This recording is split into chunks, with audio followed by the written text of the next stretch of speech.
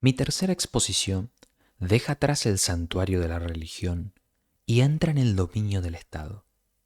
La primera transición del círculo sagrado al campo secular de la vida humana.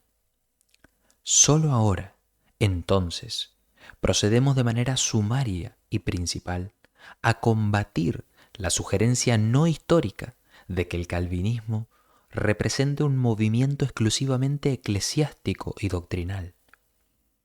El impulso religioso del calvinismo colocó también debajo de la sociedad política un concepto fundamental, suyo propio, porque no solamente cortó las ramas y limpió el tronco, sino alcanzó hasta la misma raíz de nuestra vida humana. El hecho de que tuvo que ser así se hace evidente para cualquiera que se dé cuenta de que nunca se hizo dominante ningún esquema político que no hubiera sido basado en algún concepto religioso o antirreligioso específico, y que este fue el caso en el calvinismo. Se hace aparente en los cambios políticos que causó en estos tres países históricos de la libertad política, en los Países Bajos, en Inglaterra y en los Estados Unidos. Todo historiador competente, sin excepción, confirmará las palabras de Bancroft. El fanático del calvinismo era un fanático de la libertad, pues en la guerra moral por la libertad, su credo era parte de su ejército y su aliado más fiel en la batalla. Y Gron van Pristiner lo expresó así: en el calvinismo está el origen y la garantía de nuestras libertades constitucionales. Que el calvinismo llevó las leyes públicas por nuevos caminos, primero en Europa occidental, después en dos continentes y hoy más y más entre todas las naciones civilizadas, esto es admitido por todos los científicos, aunque no plenamente por la opinión pública. Pero para mi propósito, no es suficiente solamente nombrar este hecho importante. Para que se perciba la influencia del calvinismo en nuestro desarrollo político, tenemos que demostrar cuáles son los conceptos políticos fundamentales para los cuales el calvinismo abrió la puerta y cómo estos conceptos políticos surgieron de su principio raíz.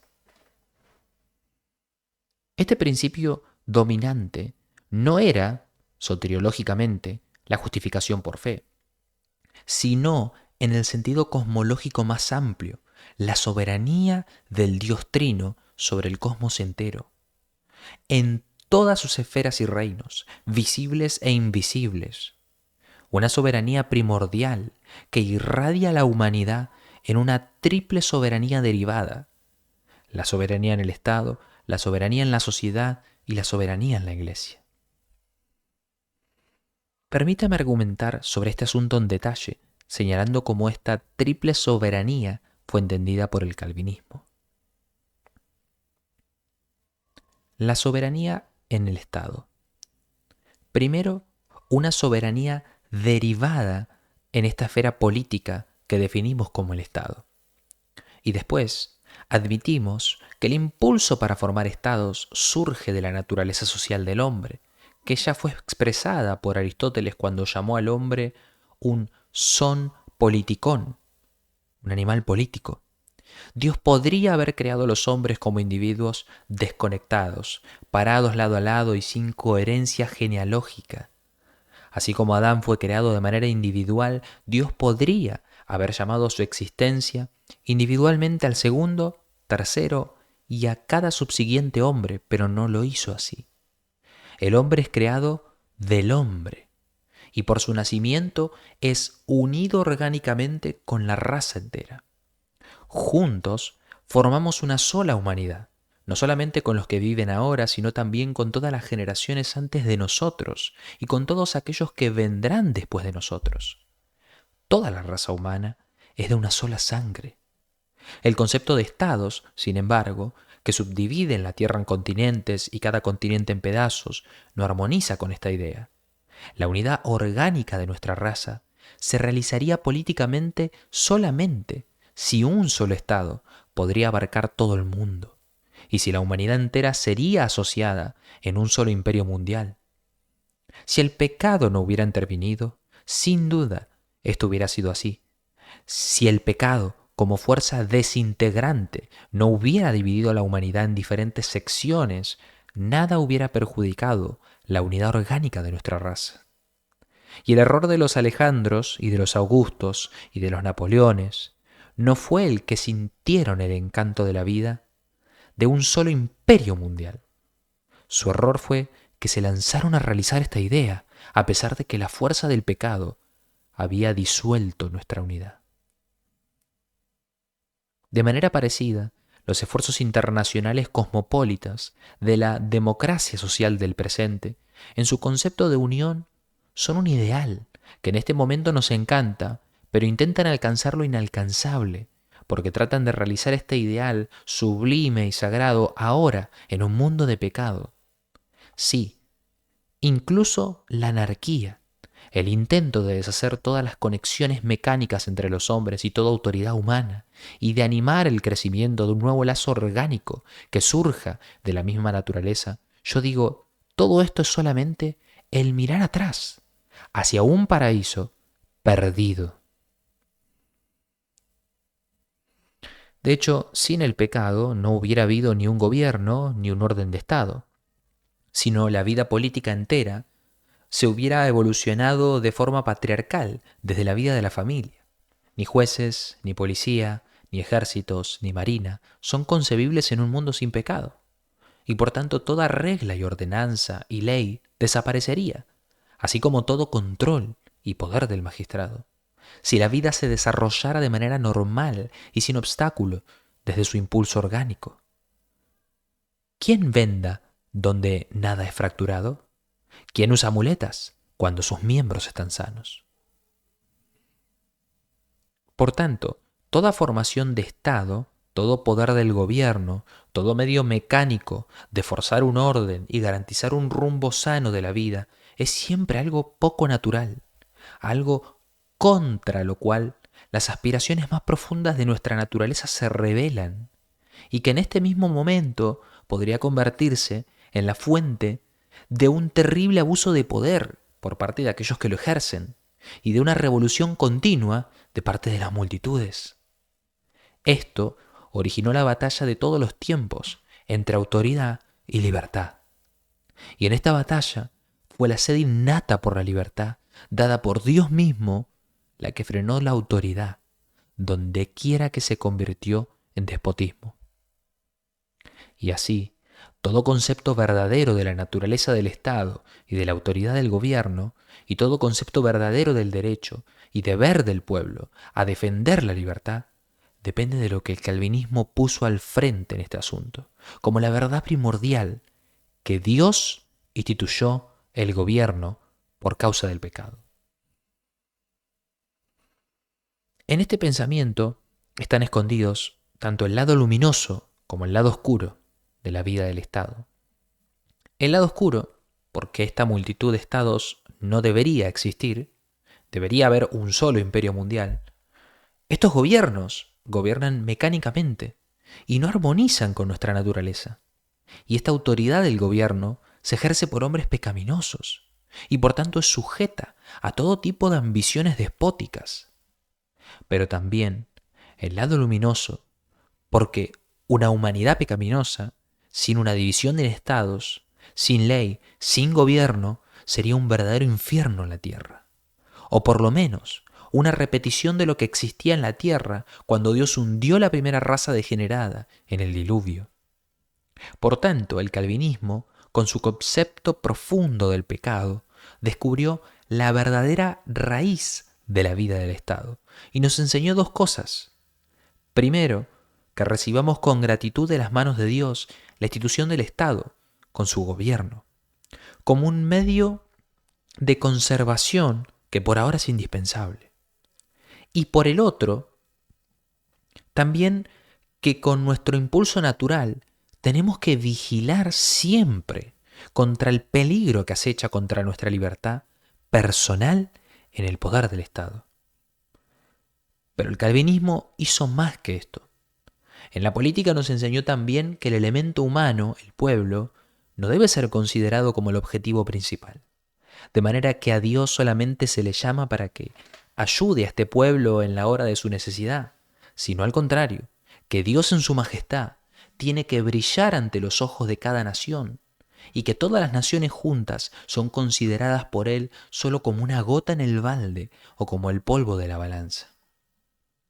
Desde los extremos de la tierra, Dios cita a todas las naciones y pueblos ante su trono de juicio. Dios creó las naciones, ellas existen para Él, ellas son su propiedad y por tanto todas estas naciones y en ellas la humanidad tienen que existir para su gloria y consecuentemente según sus ordenanzas, para que en su prosperidad, cuando ellas caminen según sus ordenanzas, su sabiduría divina se haga visible.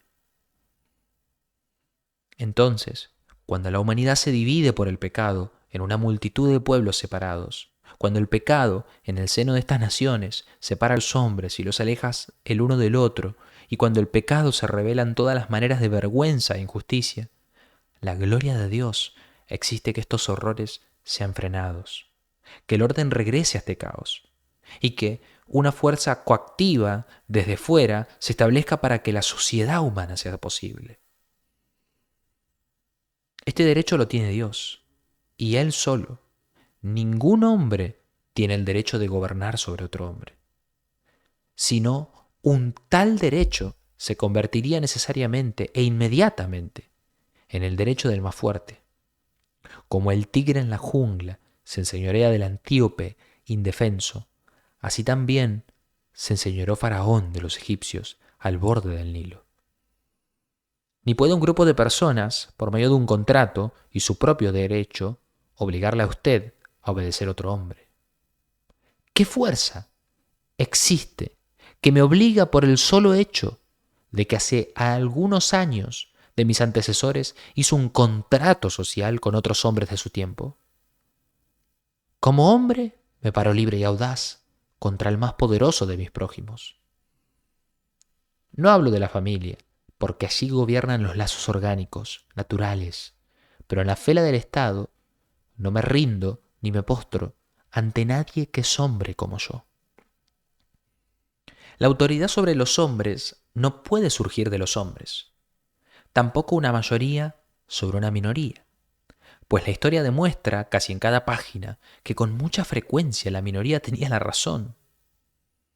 Y por tanto, a la primera declaración calvinista de que sólo el pecado hizo necesaria la institución de los gobiernos, añadimos esta segunda declaración, no menos impactante, de que toda la autoridad de los gobiernos en la tierra se origina únicamente en la soberanía de Dios.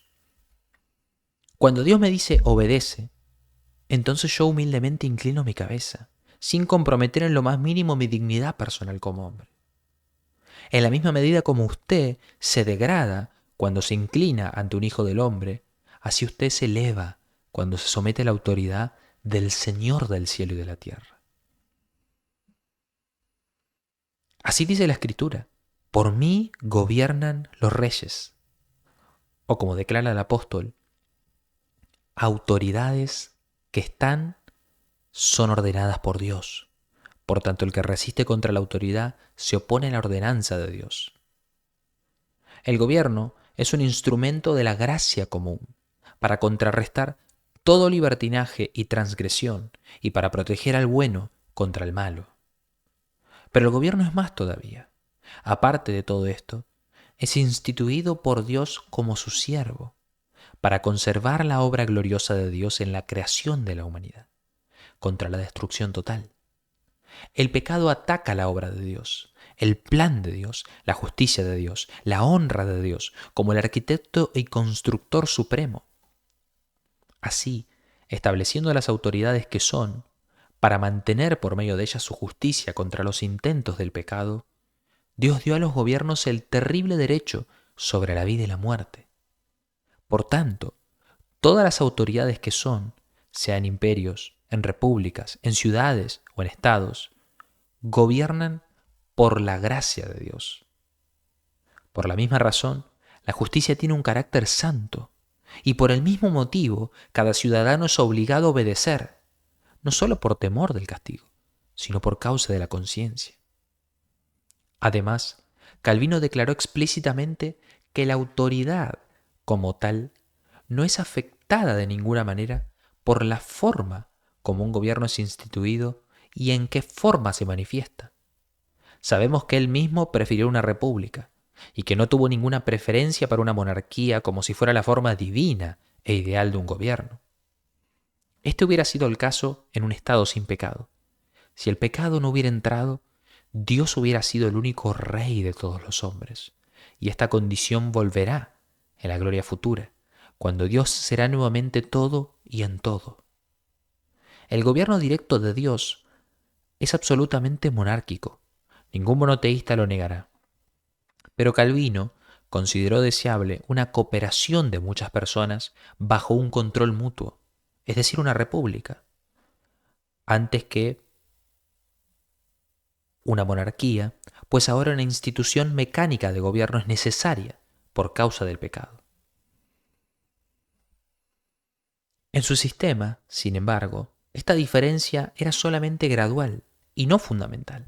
Él considera una monarquía y una aristocracia, como también una democracia, como formas de gobierno igualmente posibles y practicables, como tal que se mantenga de manera incambiable que nadie en la tierra puede reclamar autoridad sobre sus prójimos, excepto que esta autoridad haya sido puesta sobre él por la gracia de Dios. Y por tanto, el deber de obediencia no nos es impuesto por ningún hombre, sino por Dios mismo. La pregunta, como se indica en aquellas personas que por autoridad divina deben ser investidas de poder, según Calvino, no puede ser respondida por todos los pueblos y todos los tiempos de la misma manera. Sin embargo, él declara que en un sentido ideal, la condición más deseable se encuentra donde el mismo pueblo elige su propio gobierno. Donde tal condición existe, él piensa que el pueblo debe reconocer en ello, con gratitud, un favor de Dios, exactamente como se expresa en el preámbulo de más de una de vuestras constituciones. En gratitud al Dios Todopoderoso, porque Él nos dio el poder de elegir a nuestro propio gobierno. En su comentario sobre Samuel, Calvino advierte a tales naciones: y ustedes, oh naciones, a las cuales Dios dio la libertad de elegir vuestros propios gobiernos, vigilen para que no pierdan este favor al elegir en las posiciones de más alto honor a infames y a enemigos de Dios. Puedo añadir que la elección del pueblo gana de manera natural donde no existe ninguna otra regla, o donde se deshace la regla existente. Donde quiera que se fundaron nuevos estados, excepto por conquista o fuerza, el primer gobierno siempre se estableció por elección popular, e igualmente donde la máxima autoridad había caído en desorden, sea por ausencia de una sucesión determinada o por la violencia de una revolución, siempre era el pueblo, el cual a través de sus representantes reclamó el derecho de restaurarla. Pero de la misma manera decidida, Calvino asegura que Dios tiene el poder soberano y en su providencia de quitar de un pueblo esta condición más deseable o de nunca concedérsela cuando una nación no es apta para ella, o por su pecado dejó de merecer esta bendición. El desarrollo histórico de una nación muestra en qué otras maneras se concede autoridad. Puede fluir del derecho de herencia, como en una monarquía hereditaria. Puede resultar de una guerra y conquista, como en el caso de Pilato, que tuvo poder dado de lo alto sobre Jesús. Puede proceder de electores, como en el Imperio Germano antiguo. Puede descansar sobre los estados del país, como en la antigua República Holandesa. En forma resumida, puede asumir una variedad de formas, porque hay diferencias interminables en el desarrollo de las naciones. Una forma de gobierno como la vuestra no podría existir ni un solo día en China. Hasta ahora el pueblo de Rusia no es apto para ninguna forma de gobierno constitucional. Y entre los negros de Sudáfrica, aún un gobierno como el que existe en Rusia sería completamente inconcebible. Todo esto es determinado y señalado por Dios, por medio del consejo secreto de su providencia. Todo esto, sin embargo, no es ninguna teocracia. Una teocracia existía solamente en Israel, porque en Israel Dios intervenía directamente. tanto por los Urim y Tumim como por la profecía, por sus milagros de protección y por sus juicios de castigo. Él mantuvo en sus propias manos la jurisdicción y el liderazgo de su pueblo. Pero la confesión calvinista de la soberanía de Dios se aplica al mundo entero. Es verdad para todas las naciones y vigente en toda autoridad que el hombre ejerce sobre el hombre, incluso en la autoridad que los padres tienen sobre sus hijos. Por tanto, es una fe política que podemos expresar en estas tres declaraciones. 1. Solo Dios, ninguna criatura, tiene derechos soberanos en el destino de las naciones, porque solo Dios las creó, las mantiene por su poder y las gobierna con sus ordenanzas. 2. El pecado en el área de la política quebrantó el gobierno directo de Dios y por tanto el ejercicio de autoridad para gobernar fue después puesto sobre hombres como un remedio mecánico. 3. En cualquier forma que se manifieste esta autoridad, el hombre nunca posee poder sobre su prójimo, en alguna forma aparte de una autoridad que desciende sobre él desde la majestad de Dios. Directamente opuestos a esta confesión calvinista hay otras dos teorías. La teoría de la soberanía popular, que fue proclamada como antítesis en París en 1789, y la teoría de la soberanía del Estado, como fue última desarrollada por la Escuela Histórica Panteísta de Alemania. Ambas teorías son idénticas en el corazón, pero para fines de claridad hay que tratarlas de manera separada. ¿Qué fue lo que impulsó y animó los espíritus de los hombres en la Gran Revolución Francesa? ¿La indignación ante los abusos que se habían introducido? ¿El horror ante un despotismo coronado? ¿Una noble defensa de los derechos y libertades del pueblo? En parte, ciertamente, pero en el todo hay tan poco de pecado que incluso un calvinista reconoce en estos tres puntos con gratitud el juicio divino que en aquel tiempo fue ejecutado en París. Pero la fuerza que impulsó la Revolución Francesa no estaba en este odio contra los abusos. Cuando Edmund Burke compara la Revolución Gloriosa de 1688 con la Revolución de 1789, dice: nuestra revolución y la de Francia son exactamente lo opuesto una de la otra, en casi cada punto en particular y en su espíritu entero.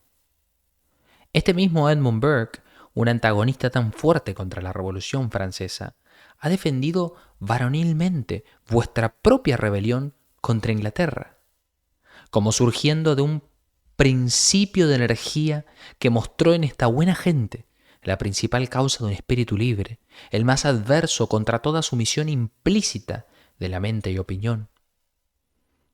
Las tres revoluciones en el mundo calvinista dejaron intacta la gloria de Dios. Ellas incluso surgieron del reconocimiento de su majestad. Cada uno admitirá esto de nuestra rebelión contra España, bajo Guillermo el Silencioso. Tampoco se ha dudado de ello en la Revolución Gloriosa, que fue coronada con la llegada de Guillermo de Orange III y la caída de los Stuart. Y lo mismo es cierto en vuestra propia declaración de independencia de su revolución, tal como es expresado allí por John Hancock, que los americanos se aseguraron por la ley de la naturaleza y del Dios de la naturaleza que actuaron como previstos por el Creador con ciertos derechos inalienables, que apelaron al juez supremo del mundo en cuanto a la rectitud de su intención y que publicaron en su declaración de independencia con una firme confianza en la protección de la providencia divina. En los artículos de la Confederación se confiesa en el preámbulo que plació al gran gobernador del mundo inclinar los corazones de los legisladores. También se declara en el preámbulo de la Constitución de muchos estados, en gratitud al Dios Todopoderoso por la libertad civil, política y religiosa que Él nos permitió disfrutar por tanto tiempo, y mirando a Él para una bendición sobre nuestros esfuerzos.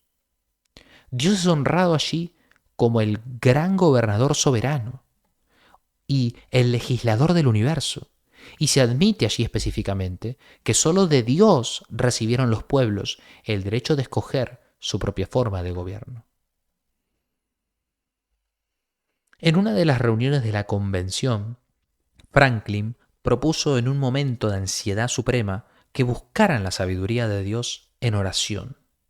Y si alguien sigue teniendo dudas de si la Revolución Americana era similar a la de París o no, esta duda será completamente tranquilizada por la lucha amarga en 1793 entre Jefferson y Hamilton. Por tanto, permanece lo que expresó el historiador alemán von Holtz. Sería locura decir que los escritos de Rousseau hubieran ejercido alguna influencia sobre el desarrollo en América.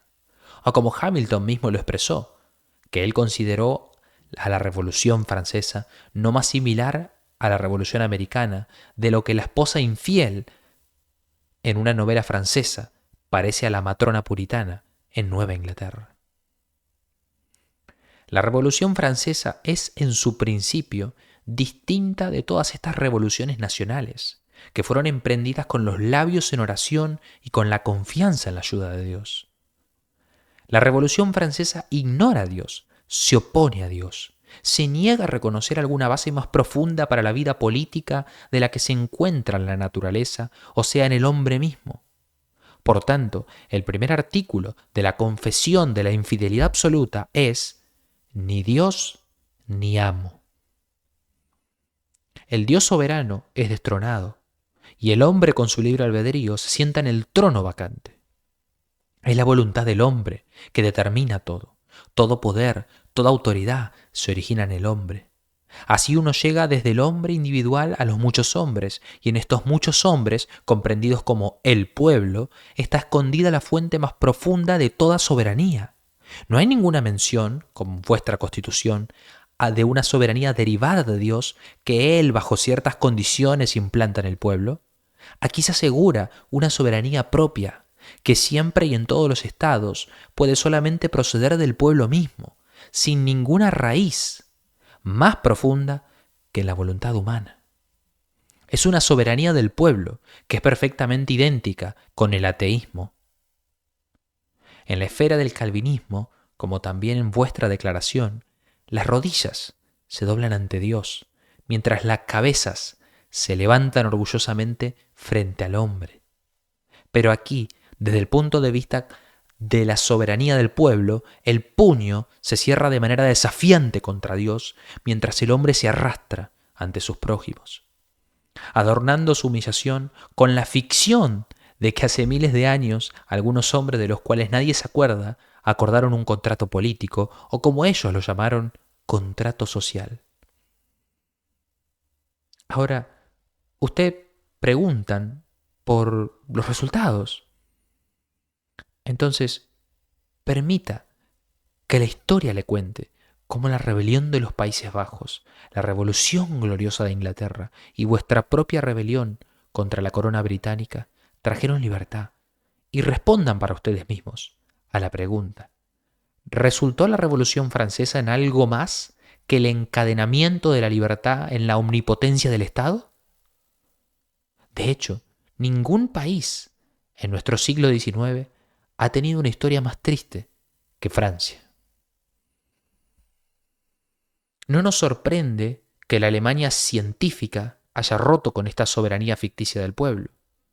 Desde los días de Savigny y Niebuhr, la escuela histórica, fundada por estos hombres eminentes, ha denunciado públicamente la ficción en 1789. Cada conocedor de historia ahora la ridiculiza. Solo aquello que recomiendan en su lugar no es mejor. Ahora, ya no es la soberanía del pueblo, sino la soberanía del Estado, un producto del panteísmo filosófico alemán.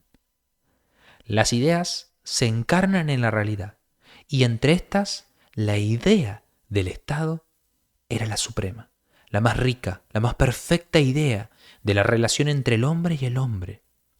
Entonces, el Estado se convirtió en un concepto místico.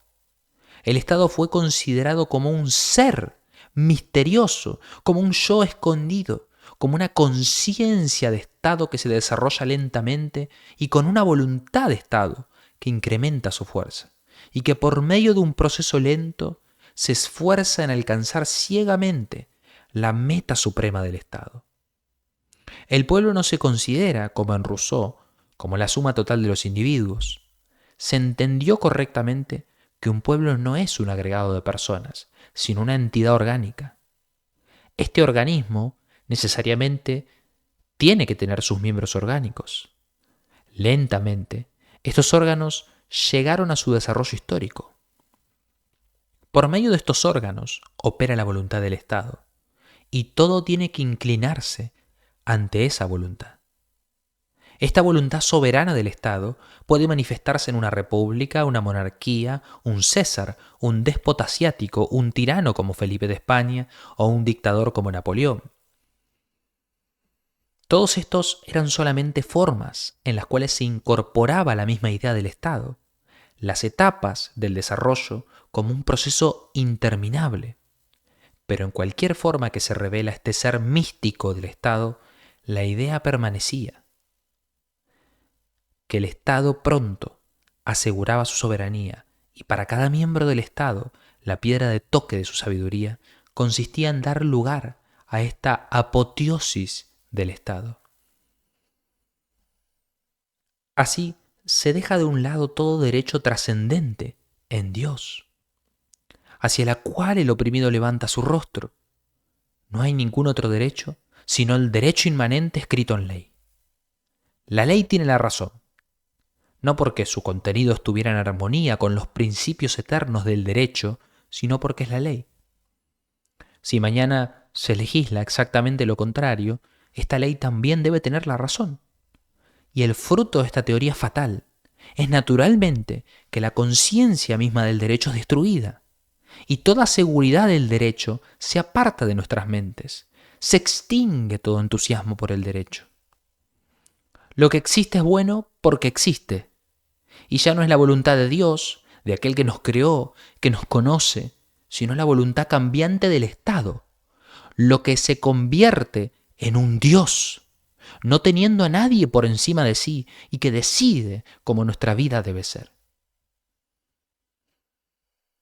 Y si ustedes consideran, además, que este estado místico expresa y afirma su voluntad solamente por medio de hombres, ¿qué otra prueba necesitamos de que esta soberanía del Estado, al igual que la soberanía popular, no supera la humillante sujeción del hombre bajo su prójimo y nunca asciende a un deber de sujeción que encuentra su agente en la conciencia? Por tanto, en oposición contra la soberanía popular ateísta de los enciclopedistas y también contra la soberanía del Estado panteísta de los filósofos alemanes, el calvinista mantiene la soberanía de Dios como la fuente de toda autoridad entre los hombres. El calvinista levanta lo mejor y supremo en nuestras aspiraciones. Él coloca a cada hombre y cada pueblo ante el rostro de nuestro Padre en los cielos. El calvinismo señala la diferencia entre la unión natural de nuestra sociedad orgánica y el lazo mecánico que impone la autoridad del gobierno. Lo hace fácil para nosotros obedecer a la autoridad porque en toda autoridad nos hace honrar la soberanía divina. Nos levanta desde una obediencia nacida del terror ante el brazo fuerte a una obediencia por causa de la conciencia. Nos enseña a levantar la mirada desde la ley existente hacia la fuente del derecho eterno, en Dios, y crea en nosotros la valentía indomable para protestar incesantemente contra la injusticia de la ley en el nombre de este derecho supremo.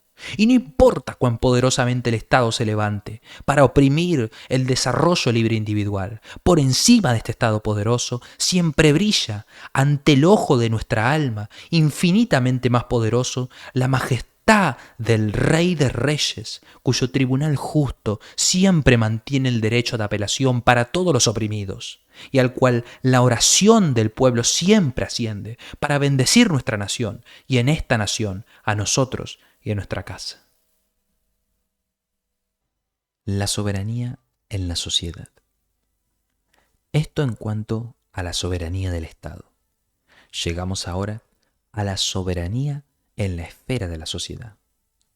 Con esto entendemos, en un sentido calvinista, que la familia, los negocios, la ciencia, las artes, etc., son todas esferas sociales que no deben su existencia al Estado y que no derivan la ley de su vida de la superioridad del Estado, sino que obedecen a una autoridad superior dentro de su propio seno, una autoridad que gobierna por la gracia de Dios, igual como lo hace la soberanía del Estado. Esto involucra la antítesis entre Estado y sociedad, pero bajo la condición de que no entendamos esta sociedad como un conglomerado, sino analizada en sus partes orgánicas, para honrar en cada una de estas partes el carácter independiente que le pertenece.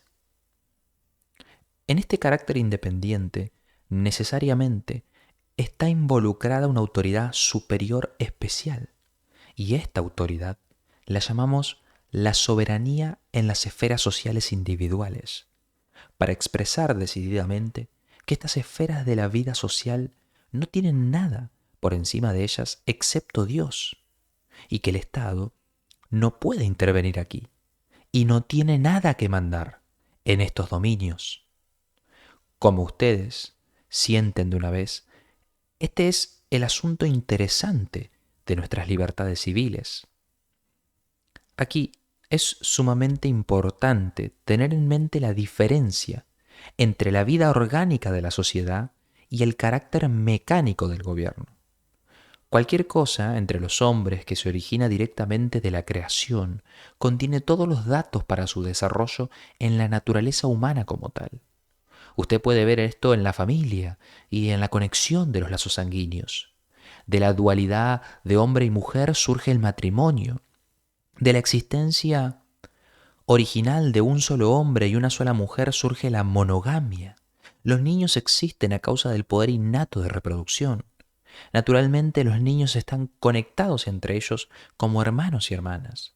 Y cuando estos hijos en el tiempo se casan, también todas estas conexiones surgen de la relación de sangre y otros lazos que dominan la entera vida familiar. En todo esto no hay nada mecánico. El desarrollo es espontáneo, como del tronco y las ramas de una planta. Es cierto, el pecado tuvo aquí también una influencia destructora y distorsionó en una maldición mucho de lo que fue creado para ser de bendición. Pero este efecto fatal del pecado fue detenido por la gracia común. El amor libre y el concubinato pueden tratar de disolver el lazo más sagrado, pero para la gran mayoría de nuestra raza, el matrimonio sigue siendo el fundamento de la sociedad humana y la familia mantiene su posición como esfera primordial en la sociología. Lo mismo podemos decir de las otras esferas de la vida. Aunque la naturaleza que nos rodea haya perdido la gloria del paraíso por causa del pecado, aunque la tierra produzca de cardos y espinos para que comamos nuestro pan con el sudor de nuestra frente, sin embargo, la meta principal de todo esfuerzo humano permanece lo que era antes de la caída: el dominio sobre la naturaleza. Y este dominio no lo podemos obtener excepto ejerciendo los poderes que están innatos en la misma naturaleza por las ordenanzas de la creación. En consecuencia, toda ciencia es solamente la aplicación al cosmos de los poderes de la investigación y del pensamiento que Dios creó en nosotros. Y las artes no son otra cosa que la productividad natural de las potencias de nuestra imaginación. Cuando admitimos, entonces, que el pecado, aunque detenido por la gracia común, ha causado muchas modificaciones de estas distintas expresiones de la vida, modificaciones que se originaron solamente después de que el paraíso fue perdido y que desaparecerán otra vez con la llegada del reino de gloria, entonces siempre sostenemos que el carácter fundamental de estas expresiones permanece tal como era originalmente. Todas ellas, juntas, forman la vida de la creación, en acuerdo con las ordenanzas de la creación, y por tanto se desarrollan orgánicamente. Pero el caso es completamente diferente con los poderes del gobierno. Aunque podemos admitir que aún sin el pecado hubiera sido necesario combinar las muchas familias en una unidad superior, esta unidad hubiera sido internamente envuelta en el reino de Dios, quien hubiera gobernado directa y armoniosamente en los corazones de todos los hombres. Entonces, no hubieran existido estados, sino solo un imperio mundial orgánico, con Dios como su rey. Exactamente lo que es profetizado para el futuro que nos espera, cuando todo pecado haya desaparecido. Pero esto es exactamente lo que el pecado ahora ha eliminado de la vida humana. Esta unidad ya no existe. Este gobierno de Dios ya no prevalece. Un imperio mundial no puede ni debe ser establecido. Este mismo deseo contumaz llevó a la construcción de la Torre de Babel. Así surgieron pueblos y naciones. Estos pueblos formaron estados, y sobre estos estados Dios puso gobiernos. Y así, si me permite la expresión, no es una cabeza natural que haya crecido orgánicamente desde el cuerpo de los pueblos, sino una cabeza mecánica que desde fuera fue puesta sobre el tronco de la nación. Solo un remedio para una condición equivocada. Un palo puesto al lado de la planta para mantenerla parada, porque sin ese palo caería al suelo por su debilidad. La característica principal del gobierno es el poder sobre la vida y la muerte. Según el testimonio apostólico, el gobierno lleva la espada, y esta espada tiene un triple significado. Es la espada de la justicia, para ejercer el castigo corporal sobre el criminal. Es la espada de la guerra, para defender la honra, los derechos y los intereses del Estado contra sus enemigos. Y es la espada del orden, para contrarrestar cualquier rebelión.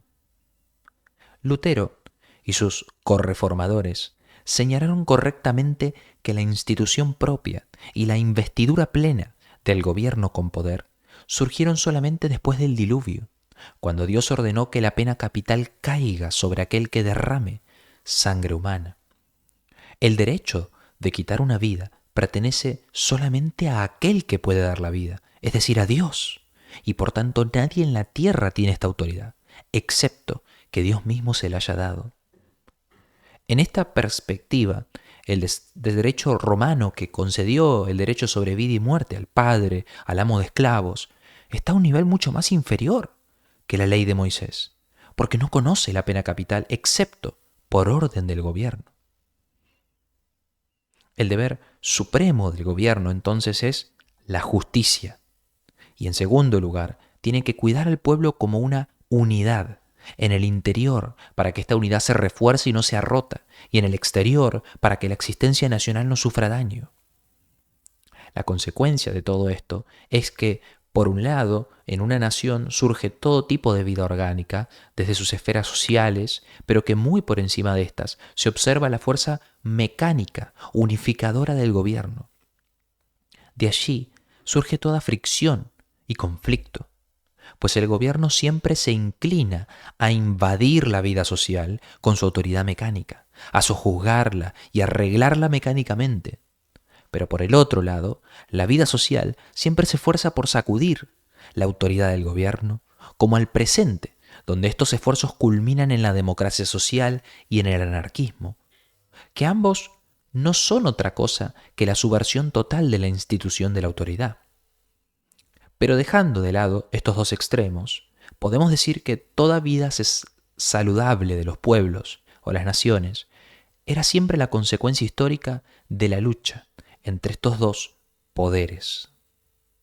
Fue el gobierno constitucional que intentó más firmemente reglamentar la relación mutua entre los dos. Y en esta lucha, el calvinismo fue el primero al asumir su posición. En la misma medida como honró la autoridad del gobierno instituido por Dios, exaltó también esta segunda soberanía, que fue implantada por Dios en la esfera social, de acuerdo con las ordenanzas de la creación. El calvinismo exigió para ambos la independencia en su propia esfera y una reglamentación de la relación entre ambos, no por el Ejecutivo, sino bajo la ley. Y con esta exigencia seria, el calvinismo generó la idea fundamental de la ley pública constitucional. El testimonio histórico es irrefutable, que la ley constitucional no floreció en estados católicos romanos ni luteranos, sino entre las naciones calvinistas. La idea fundamental es que la soberanía de Dios, al descender sobre los hombres, se separan dos esferas. Por un lado, la esfera mecánica de la autoridad del Estado, y por otro lado, la esfera orgánica de la autoridad de los círculos sociales.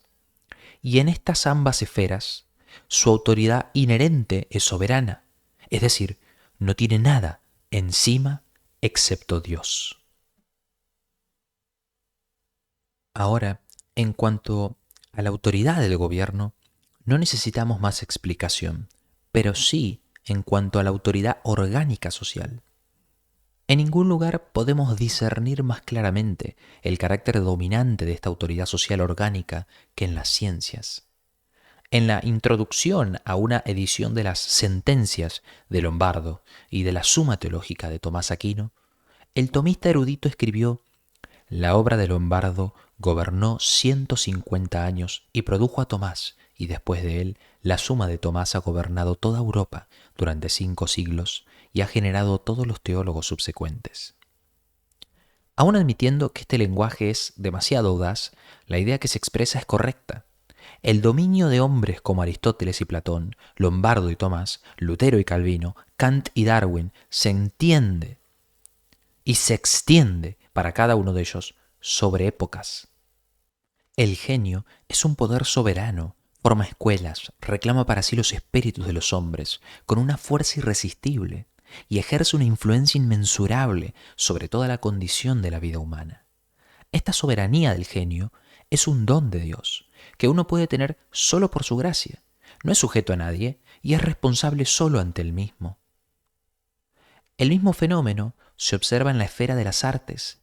Cada maestro es rey en el palacio del arte, no por la ley de la herencia ni por la elección, sino solamente por la gracia de Dios. Y estos maestros también imponen autoridad y no son sujetos a nadie, sino gobiernan sobre todo y al fin reciben homenaje de todos por su superioridad artística. Lo mismo podemos decir del poder soberano de la personalidad. No hay igualdad de personas. Hay personas débiles, con la mente estrecha, cuya envergadura no es mayor que la de un gorrión común. Pero hay también caracteres amplios, imponentes, que vuelan como águilas. Ellos gobiernan en su propia esfera. No importa si la gente se aleja de ellos o los sabotea. Al contrario, crecen más grandes por más oposición que tienen. Y este proceso se lleva a cabo en todas las esferas de la vida. En el trabajo del mecánico, en la tienda, en el comercio, en el alta mar, en la esfera de la caridad y la filantropía, en todo lugar. Uno es más poderoso que el otro, por su personalidad, su talento, las circunstancias. En todo lugar se ejerce dominio, pero es un dominio que trabaja orgánicamente, no por investidura del Estado, sino por la soberanía de la vida misma. En relación con ello, y sobre el mismo fundamento como la superioridad orgánica, existe también la soberanía de la esfera. La universidad ejerce un dominio científico. La Academia de Bellas Artes tiene poder sobre las artes. Las corporaciones ejercen dominio técnico. Las empresas gobiernan sobre el trabajo. Y cada una de estas esferas es consciente del poder de juicio independiente exclusivo y de acción autoritativa dentro de su propia esfera de operación. Detrás de estas esferas orgánicas, con soberanía intelectual, estética y técnica, se abre la esfera de la familia, con su derecho del matrimonio, la paz doméstica, educación, posesión, y también en esta esfera, la cabeza natural es consciente de que ejerce una autoridad inherente, no porque el gobierno lo permite, sino porque Dios mismo lo impuso. La autoridad paternal está arraigada en la misma sangre de la vida y es proclamada en el quinto mandamiento. Y finalmente, podemos comentar también que la vida social de ciudades y pueblos forma una esfera de existencia que surge de las mismas necesidades de la vida y que por tanto tiene que ser autónoma. En muchas diferentes direcciones, vemos entonces que la soberanía en la propia esfera de uno se afirma en la esfera social por superioridad personal, en la esfera corporativa de universidades, asociaciones, en la esfera doméstica de la familia y la vida marital, y en la autonomía comunal. En todas estas 4 esferas, el gobierno del Estado no puede imponer sus leyes, sino que tiene que reverenciar la ley innata de la vida. Dios gobierna en estas esferas a través de sus virtuosos escogidos, tan supremo y soberano como Él ejerce dominio en la esfera del Estado por sus magistrados escogidos. Obligado por su propio mandato, entonces, el gobierno no debe ignorar, ni modificar, ni irrumpir en el mandato divino bajo el cual están las esferas sociales. La soberanía del gobierno, dada por la gracia de Dios, es aquí puesta de un lado ilimitada, por causa de Dios, por otra soberanía que es igualmente divina en su origen. Ni la vida de la ciencia, ni de las artes, ni de la agricultura, ni de la industria, ni del comercio, ni de la navegación, ni de la familia, ni de las relaciones humanas deben ser forzadas a acomodarse a la gracia del gobierno. El Estado nunca debe convertirse en un pulpo que ahoga la vida entera. El Estado tiene que ocupar su propio lugar, sobre su propia raíz, entre todos los árboles del bosque. Y así tiene que honrar y mantener toda forma de vida que crece independientemente en su propia autonomía sagrada. ¿Significa esto que el Estado no tiene ningún derecho en absoluto de intervenir en estas esferas autónomas de la vida? De ninguna manera. El Estado tiene el triple derecho y deber de, donde diferentes esferas entran en conflicto, obligarlas a respetar mutuamente sus límites. Defender a los individuos y los más débiles en estas esferas contra el abuso de poder de los demás, y obligar a todos a llevar cargas personales y financieras para el mantenimiento de la unidad natural del Estado. Sin embargo, en estos casos, la decisión no puede tomarla unilateralmente el gobierno. La ley tiene que indicar los derechos de cada uno, y el derecho de los ciudadanos sobre sus propios bolsillos tiene que permanecer como fortaleza invencible contra el abuso de poder de parte del gobierno. Y exactamente aquí está el punto de partida para esta cooperación de la soberanía del gobierno con la soberanía de la esfera social, que es reglamentada en la Constitución. Según el orden de las cosas de su tiempo, esto era para Calvino la doctrina de los magistrados inferiores. La institución de la caballería, los derechos de la ciudad, los derechos de las corporaciones y mucho más, llevó al establecimiento de estados sociales, con su propia autoridad civil. Por eso, Calvino deseaba que la ley sea elaborada en cooperación entre estos y los magistrados superiores. Desde aquel tiempo, estas relaciones medievales se han vuelto totalmente anticuadas. Estas corporaciones u órdenes sociales ya no tienen el poder de gobernar. Su lugar ha sido tomado por el Parlamento o una institución parecida de representantes. Ahora es el deber de estas asambleas de mantener los derechos y libertades populares de todos y en el nombre de todos, con el gobierno y si es necesario en contra del gobierno. El Parlamento debe ser una defensa unida, mejor que la resistencia individual, para simplificar la construcción y operación de las instituciones del Estado y para acelerar sus funciones.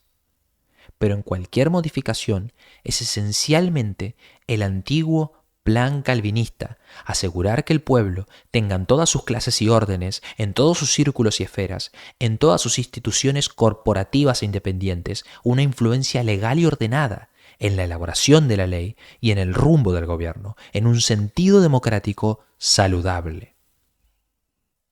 Y la única diferencia de opinión consiste en la pregunta importante: de si debemos continuar con la solución presente de los derechos especiales de estas esferas sociales en el derecho de voto individual, o si se debe imponer a su lado un derecho de voto corporativo que permitiría a los diferentes círculos presentar una defensa separada.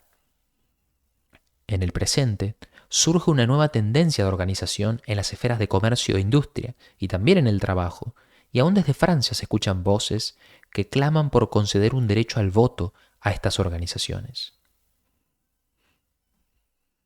Personalmente, estaría a favor de un tal cambio, que tal que su aplicación no sea parcial, ni mucho menos exclusiva, pero no quiero perderme en estos asuntos marginales.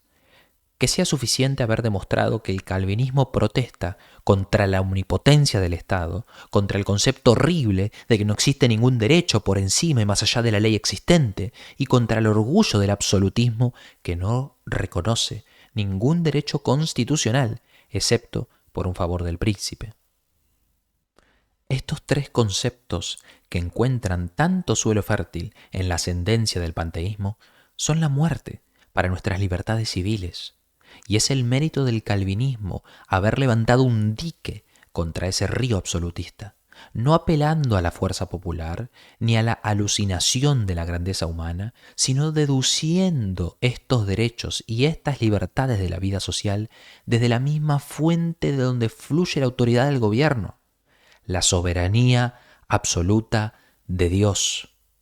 Desde esta única fuente en Dios se deriva la soberanía de la esfera individual, de la familia y en todo círculo social, tan directamente como se deriva de ella la autoridad del Estado. Entonces, estos dos tienen que llegar a una comprensión y ambos tienen la misma obligación sagrada de mantener su autoridad soberana dada por Dios y servir con ella a la majestad de Dios. Por tanto, una nación que entrega a la soberanía del Estado los derechos sobre la familia, o una universidad que le entrega los derechos sobre la ciencia, es igualmente culpable ante Dios, como una nación que se levanta contra la autoridad del gobierno. Y por tanto, la lucha por la libertad no solo es permisible, sino es incluso un deber para cada individuo en su propia esfera. Y esto no de la manera como se hizo en la Revolución Francesa, donde se puso a Dios a un lado y se puso al hombre en el trono de la omnipotencia de Dios. Al contrario, haciendo que todos los hombres, incluidos los gobernantes, se inclinen en la humildad más profunda ante la majestad del Dios Todopoderoso. La soberanía en la Iglesia. Como tercera y última parte de esta exposición, nos queda discutir una pregunta aún más difícil que la anterior. ¿Cómo debemos entender la soberanía de la Iglesia en el Estado? Lo llamo un problema difícil, no porque estuviera en duda acerca de las conclusiones, ni porque dudaría de vuestro consentimiento con estas conclusiones. Porque en cuanto a la vida americana, en Estados Unidos, toda incertidumbre se acaba con lo que vuestra Constitución declaró originalmente, y que más adelante fue modificado en vuestras confesiones, acerca de la libertad del culto y la coordinación de Iglesia y Estado. Y en cuanto a mi persona, hace más de cuarto siglo escribí sobre mi revista semanal el lema «Una Iglesia libre en un Estado libre». En una lucha dura siempre he puesto en alto este lema, y nuestras iglesias holandesas también están reconsiderando el artículo de nuestra Constitución que trata esta materia. La dificultad de este problema está en otro lado. La dificultad está en la hoguera de Serveto. Está en la actitud de los presbiterianos contra los independientes. Está en las restricciones de la libertad del culto y en las incapacidades civiles bajo las cuales aún en Holanda sufrieron los católicos romanos. La dificultad está en que un artículo de nuestra antigua declaración de fe calvinista encarga al gobierno con la tarea de defender en contra de y de extirpar toda forma de idolatría y de religión falsa y proteger el servicio sagrado de la Iglesia. La dificultad está en el consejo unánime y uniforme de Calvino y sus seguidores, que exigieron la intervención del gobierno en los asuntos de la religión.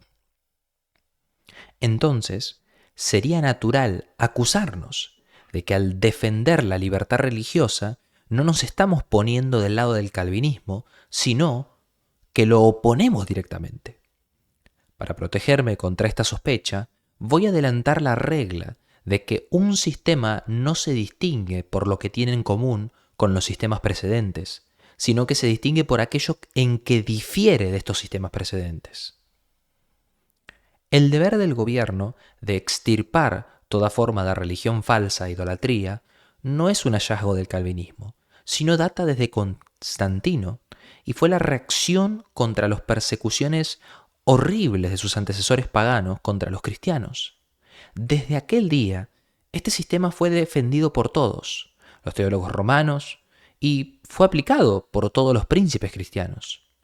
En los tiempos de Lutero y Calvino, fue una convicción universal de que este sistema era el verdadero.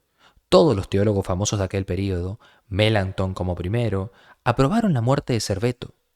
Y el patíbulo que fue erigido por los luteranos en Leipzig para Krell, el calvinista convencido, era mucho más repudiable desde un punto de vista protestante. Pero mientras los calvinistas en la época de la Reforma fueron víctimas por decenas de miles de sus perseguidores, las víctimas de los luteranos y de los católicos romanos ni vale la pena contarlas, la historia fue culpable de esta injusticia, de echarle siempre en su cara esta única ejecución por fuego de Serveto, como un crimen nefandum. Con todo esto, yo desapruebo completamente aquella ejecución, pero no como si fuera una expresión de una característica especial del calvinismo, sino al contrario, como el efecto tardío de un sistema antiguo que existía antes del calvinismo, bajo el cual había crecido el calvinismo y del cual todavía no se había liberado completamente. Si yo quiero saber qué conclusiones sacar al respecto desde los principios específicos del calvinismo, entonces tengo que hacer una pregunta muy diferente.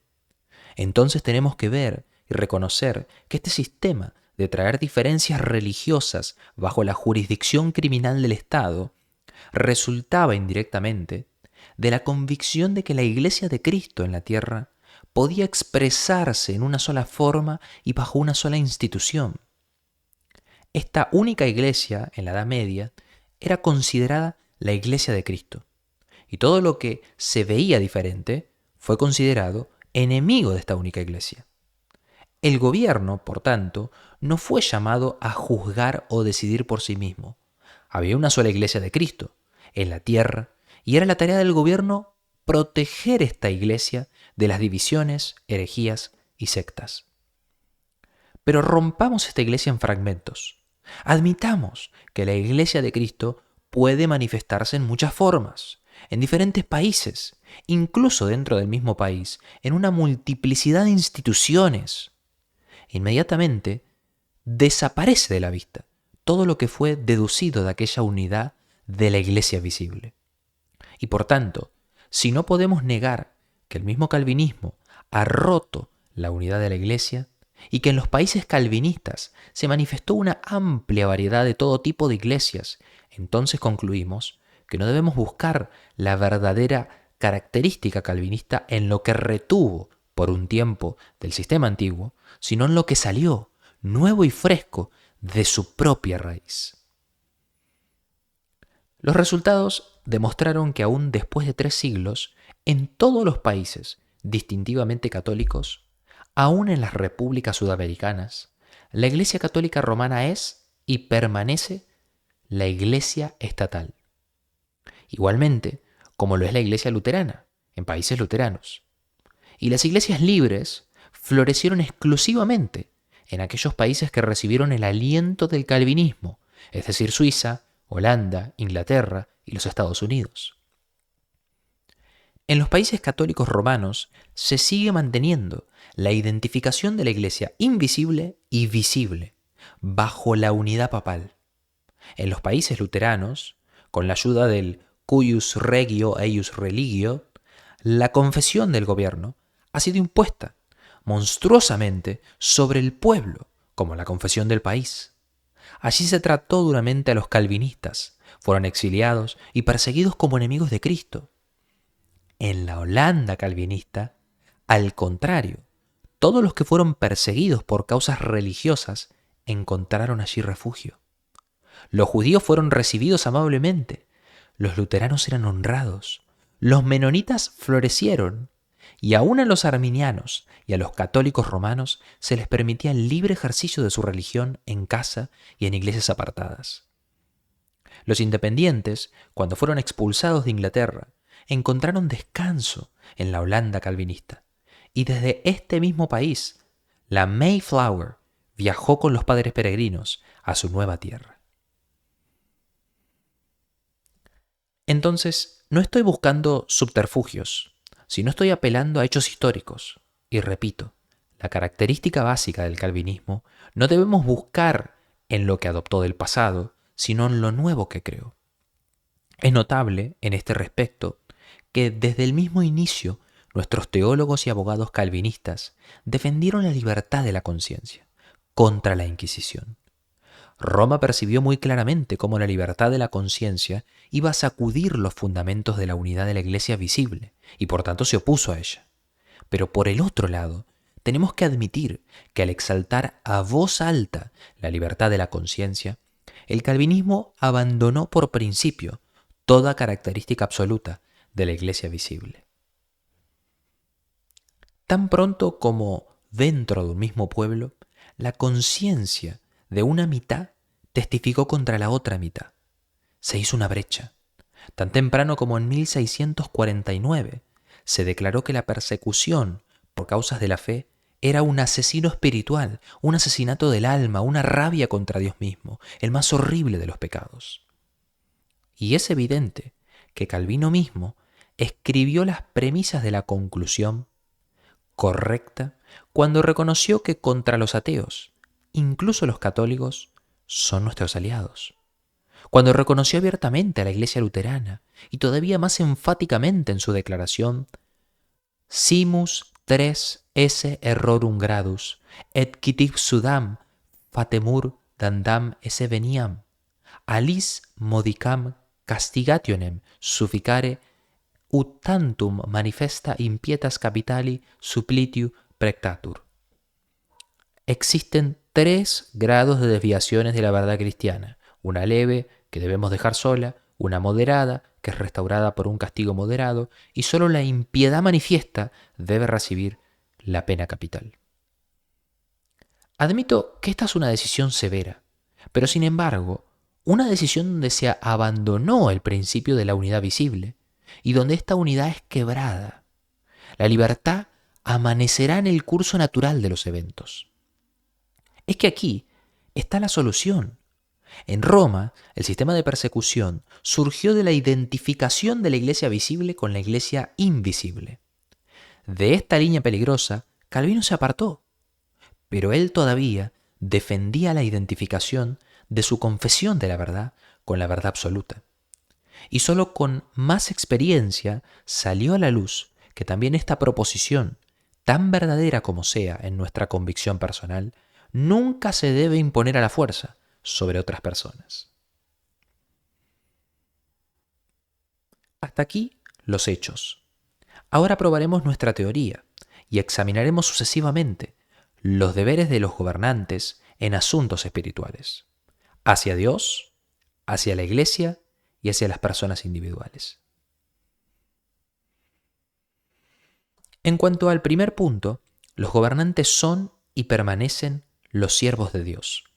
Ellos tienen que reconocer a Dios como el gobernante supremo, del cual ellos derivan su poder. Ellos tienen que servir a Dios, gobernando al pueblo según sus ordenanzas. Ellos tienen que restringir la blasfemia, donde adquiere directamente el carácter de una afrenta contra la majestad divina. Y se debe reconocer la soberanía de Dios al confesar su nombre en la Constitución como fuente de todo poder político, al mantener el día de reposo, al proclamar días de oración y acción de gracias y al invocar su bendición divina. Por tanto, para que gobiernen según sus ordenanzas santas, cada gobernante es obligado a investigar las leyes de Dios, tanto en la vida natural como en su palabra, no para sujetarse a alguna iglesia, sino para que él mismo, como gobernante, reciba la luz que necesita para conocer la voluntad de Dios. Y en cuanto a la blasfemia, el derecho del gobierno para restringirla descansa sobre la conciencia de Dios que es innata en cada hombre. Y el deber de ejercer este derecho fluye del hecho de que Dios es el gobernador supremo y soberano sobre todo estado y toda nación. Pero por esta razón, el hecho de blasfemia se establece solamente cuando la intención es aparente de afrentar esta majestad de Dios como gobernante supremo del Estado. Entonces, lo que se castiga no es la ofensa religiosa ni el sentimiento impío, sino el ataque contra el fundamento de la ley pública, sobre el cual descansa el Estado y su gobierno. En este respecto existe una diferencia notable entre estados que son gobernados por un monarca y estados que son gobernados de manera constitucional, y más todavía, repúblicas que son gobernadas por una asamblea extensa. En el monarca absoluto, la conciencia y la voluntad personal son una, y por tanto, esta única persona es llamada a gobernar su pueblo según su propio concepto personal de las ordenanzas de Dios.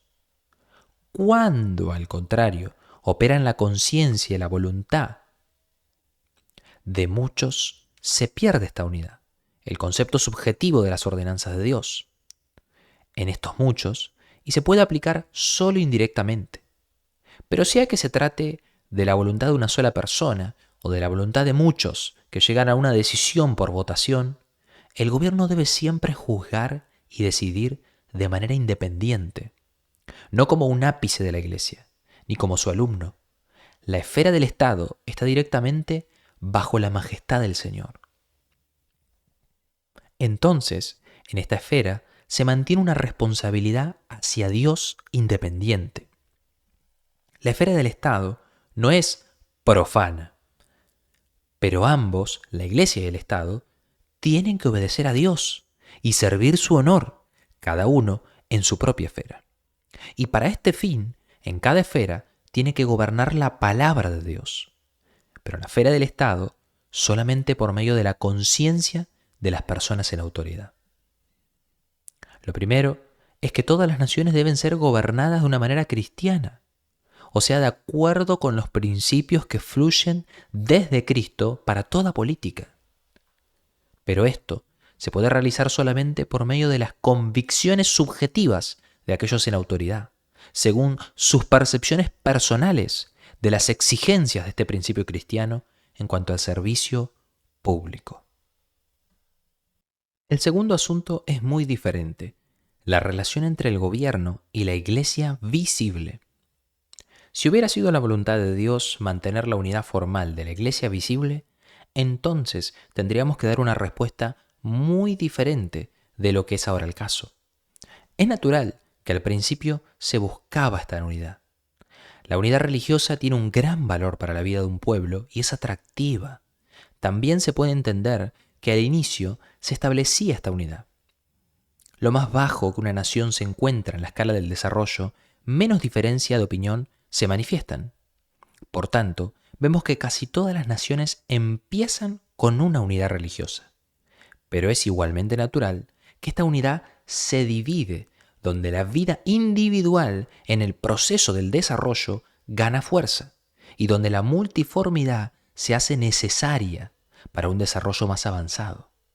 Entonces nos enfrentamos al hecho de que la iglesia visible es dividida y que en ningún país se puede seguir manteniendo la unidad absoluta de la iglesia visible.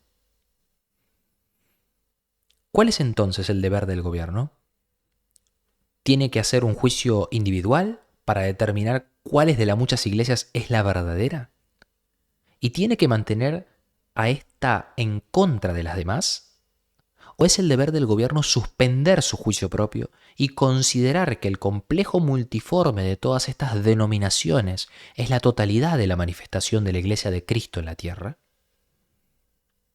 Desde un punto de vista calvinista, tenemos que decidir en favor de la última sugerencia, no por una falsa idea de neutralidad, ni como si el calvinismo tuviera que ser indiferente en cuanto a lo que es verdadero y lo que es falso, sino porque el gobierno no tiene los datos para un tal juicio, y porque todo juicio gubernamental aquí infringe la soberanía de la Iglesia.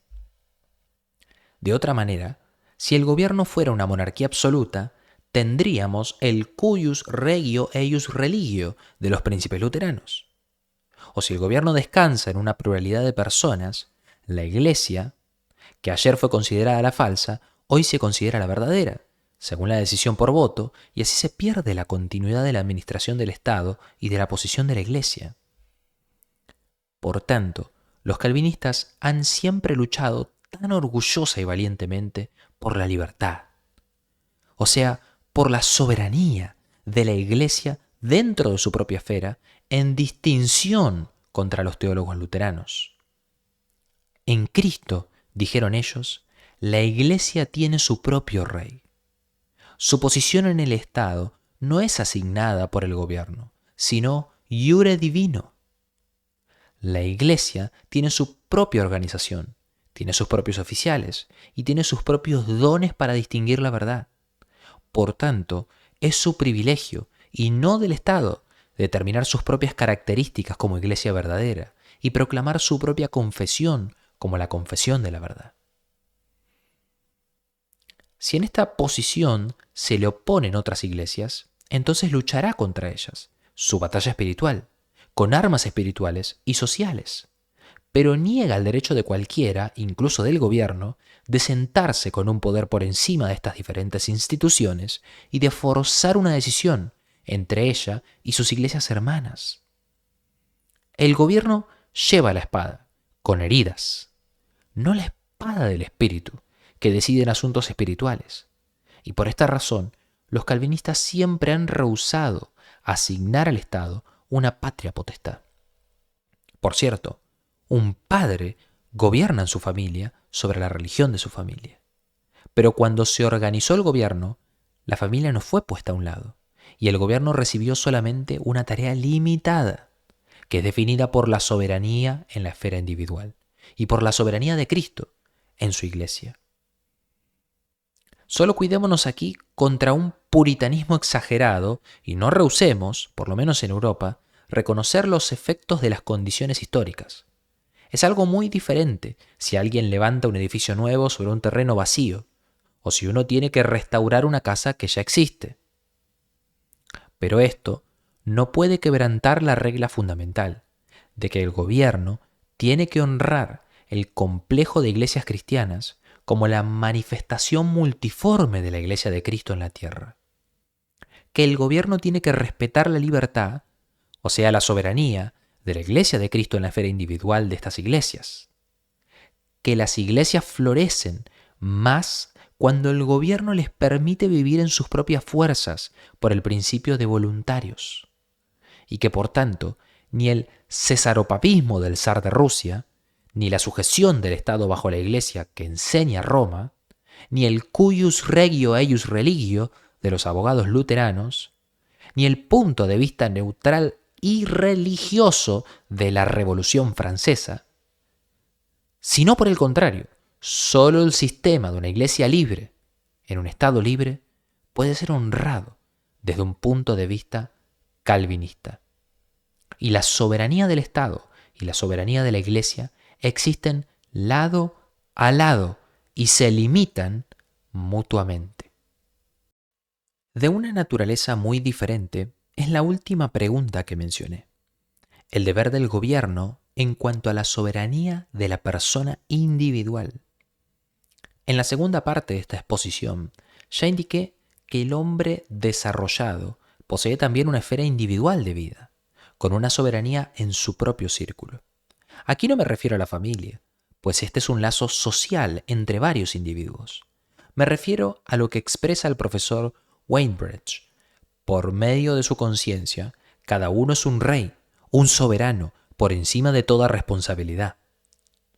O lo que Held formuló de esta manera: de cierta manera, cada hombre es un soberano, pues cada uno debe tener y tiene una esfera propia en la cual él es superior.